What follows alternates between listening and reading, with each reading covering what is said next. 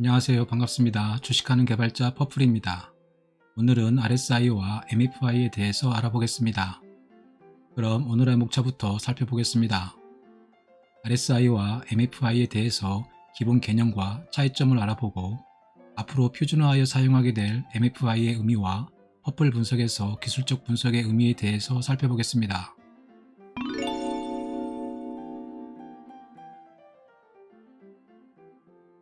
RSI는 상대 강도 지수라고 부르며 가격의 상승 압력과 하락 압력 간의 상대적인 강도를 나타내는 지표입니다.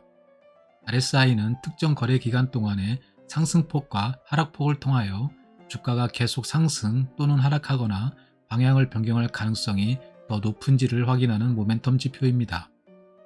주식은 경제 성장과 수축의 비즈니스 사이클에 따라 가격이 오르고 내립니다. 우리는 모멘텀을 측정하여 사이클이 긍정적인 측면에서 부정적인 측면으로 또는 그 반대의 경우로 변경되는 지점을 식별할 수 있습니다.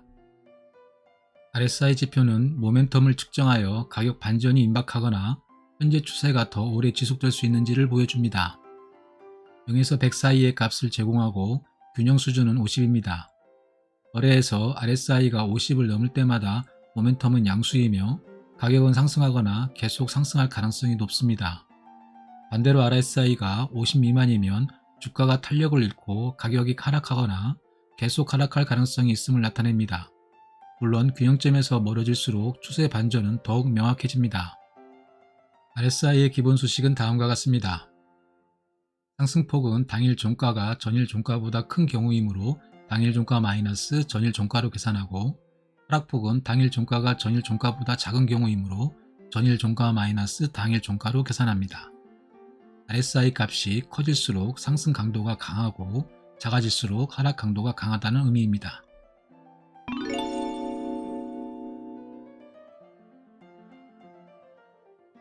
MFI는 주식 거래에 관련된 자금의 동원력을 표현한 모멘텀 지표로 RSI와 밀접합니다. RSI는 가격만을 가지고 상대 강도를 측정하는 반면에 MFI는 거래량과 가격을 같이 포함한 상대 강도를 나타냅니다. MFI는 주식 거래를 위한 자금이 유입되거나 유출되는 양을 측정해주는 지표로서 추세 전환 시기를 예측하거나 시세의 과열 및 침체 정도를 파악하는 데 유용합니다. MFI의 수식은 다음과 같습니다. TP는 고가 플러스 저가 플러스 종가 나누기 3이고 MF는 TP 곱하기 거래량입니다. PMF는 당일 TP가 전일 TP보다 상승한 경우에 MF를 의미하고, NMF는 당일 TP가 전일 TP보다 하락한 경우에 MF를 의미합니다. 다음은 RSI와 MFI의 차이점에 대해서 알아보겠습니다. RSI의 비교 가격은 종가인데 반해 MFI의 비교 가격은 TP입니다. RSI는 주가 지표이지만 MFI는 주가와 거래량을 동시에 반영합니다. MFI는 단순히 종가만 이용하지 않고 고가와 저가까지 함께 고려한다는 점에 주목해야 합니다. 고가와 저가의 지지와 저항점까지도 반영했기 때문에 더 많은 정보를 내포하고 있다고 볼 수 있습니다. 그리고 단순히 가격의 움직임만으로 구성된 지표보다 거래량 정보를 반영하여 논리적으로 우수한 지표입니다.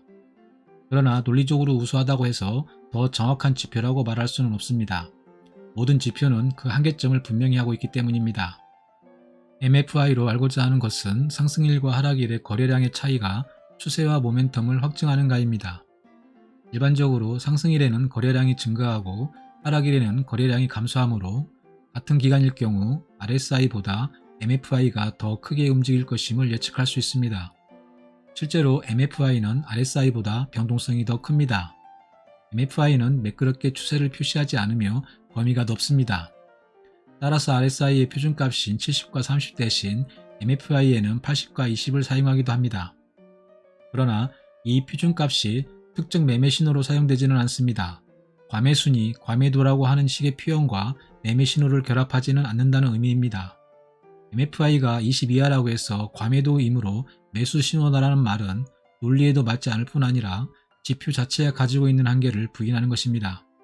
왜냐하면 매수 신호일 때도 있지만 아닌 경우도 많기 때문입니다. 퍼플 분석에서 기술적 분석은 접근 자체를 다르게 하고 있습니다. 퍼플 분석에서 지표는 정밀한 매수와 매도의 신호로 해석되지 않습니다. 기술적 지표는 저마다 한계점을 가지고 있는데 여기에 절대적인 매수와 매도의 신호를 부여한다는 것 자체가 무의미하다고 생각합니다. 퍼플 분석에서 기술적 분석은 신호가 아닌 상태를 분석합니다. 저격수를 위한 저격용 타점을 찾아내는 것이 아니라는 의미입니다. 현재 주가의 위치는 어떤 상황인지에 대한 분석입니다. 퍼플 트레이딩은 한두 번, 많아야 서너 번의 비중 매수가 아닌 수십 번의 분할 매수와 분할 매도를 균형 있게 사용하고 적절한 인터벌로 균형을 유지합니다. 그래서 매집 구간과 분산 구간, 그리고 균형 회복 구간 등의 관점으로 분석합니다. 즉, 우리는 이 지표를 토대로 특정 신호의 위치를 찾는 것이 아닌 특정 상황이 벌어지고 있는 영역을 찾고자 하는 것입니다. 또한 우리는 지표를 사용함에 있어 다중 공선성의 함정을 피하기 위해 노력해야 합니다. 다중 공선성의 함정이란 아주 유사한 정보를 포함하고 있는 변수들을 마치 개별적이고 독립된 정보처럼 취급하는 것입니다. 예를 들어 동일한 범주의 지표를 여러 개 사용하면 이 지표들은 같은 노래를 부르게 될 것입니다.